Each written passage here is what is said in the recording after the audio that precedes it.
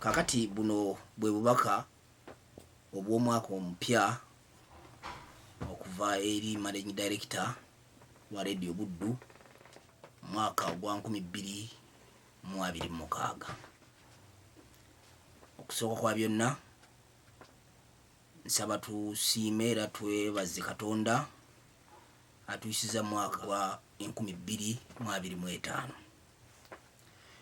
kulwa abakozi ba Radio Buddu n'abatesitesi ne ku lwange twebaza Katonda okutuyisa mu mwaka ogwo n'atusobozesa okukola ebyo byonna bye tukoze.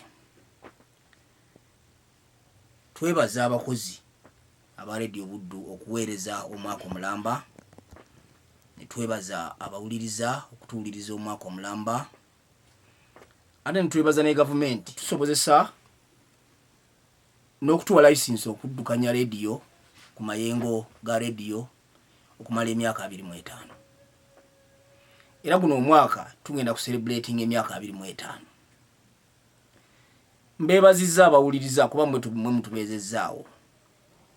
Tusuubira tugenda kukyusaamu twongeremu ebyo bye tusuubira ebigwana ekyasa kino eky'emyaka 25.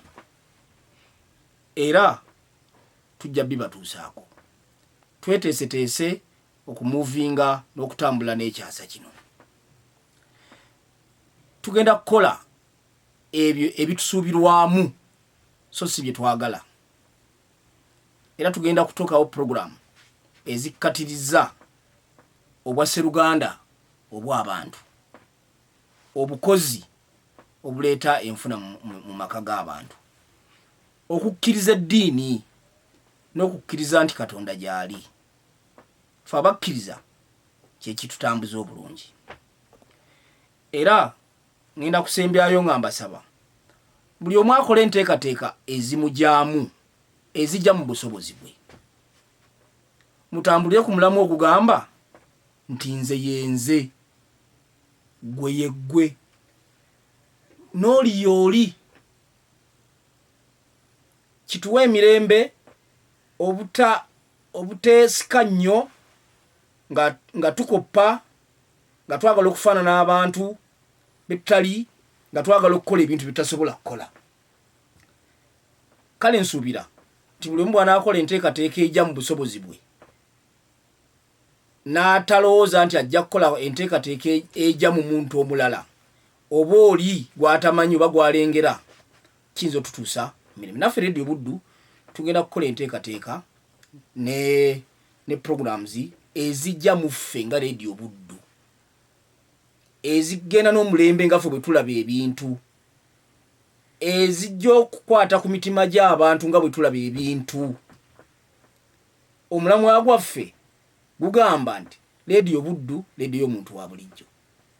N'olwekyo programs tugenda okukola zigenda kuba programu ezo ezikwata ku muntu wa bulijjo. Gavumenti tugyebazaamu ak'ensusso nti okuweereza mu radio olina okufuna olukusa, ofuna license. License eyo eriko obukwakkulizo n'emitendera.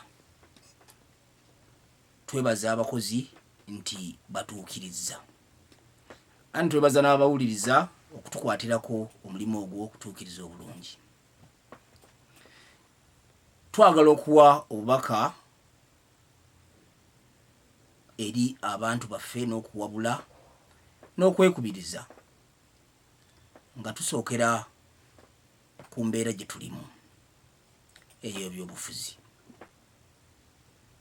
Tuvudde mu mwaka ogwa 2025 nga tuli mu kalulu, abakanoonya bakanoonya, be bakanoonyeza bakabanoonyeza, n'abalonzi nabo beeteekateeka. Tuyingidde mu mwaka guno nga tula ekiseera kitono. Tusaba buli omu akole omulimu gwe, tusobole okubeera mu ggwanga lino ffenna nga tulina emirembe. Abanoonya akalulu mukole omulimu gwammwe, abanoonyeza abeesimbyewo akalulu mukole omulimu gwammwe, abateekateeka akalulu mukole omulimu gwammwe. buli omu akola ekimusubirwamu.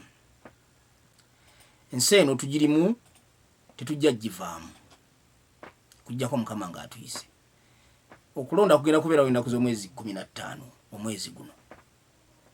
Bulijjo tujjukirenga nti okulonda bwe kunaaba kuwedde tugenda kusigalamu era tubeere ne bannaffe. Oyo muliraanwa wo tagenda kusenguka, nawe togenda kusenguka.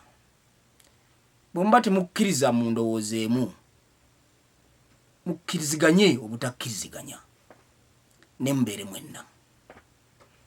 Embeera y'obufuzi gye tulimu kati ne gye tunaabeeramu tetwawukanya.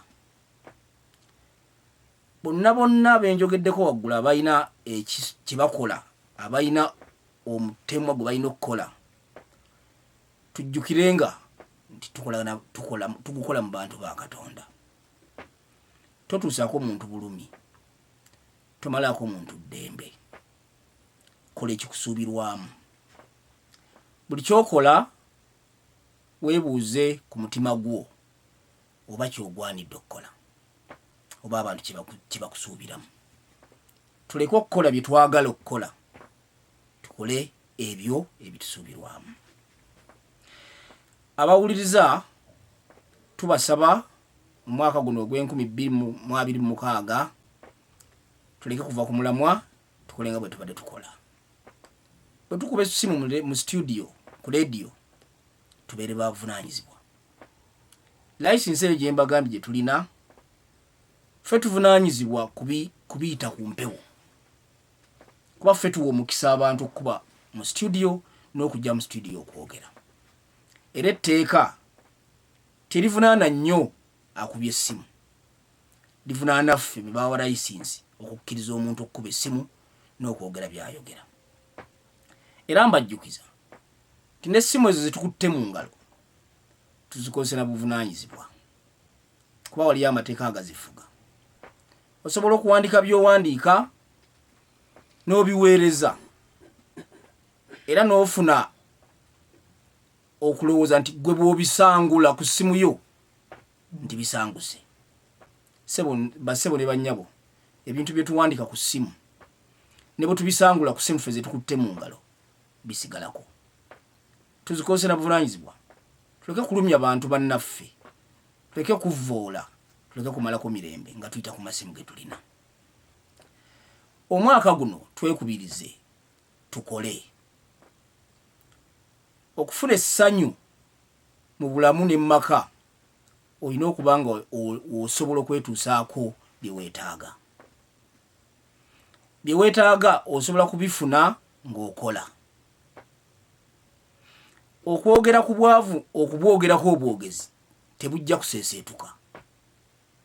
Obwavu ojja bulwanyisa ng'okola, ng'ebintu by'okola bireeta ssente mu makaago n'abantu bo. Okwemulugunya okuyitiridde n'okusaba n'okwekamwana biyinza obutakyusa ku mbeera zaffe.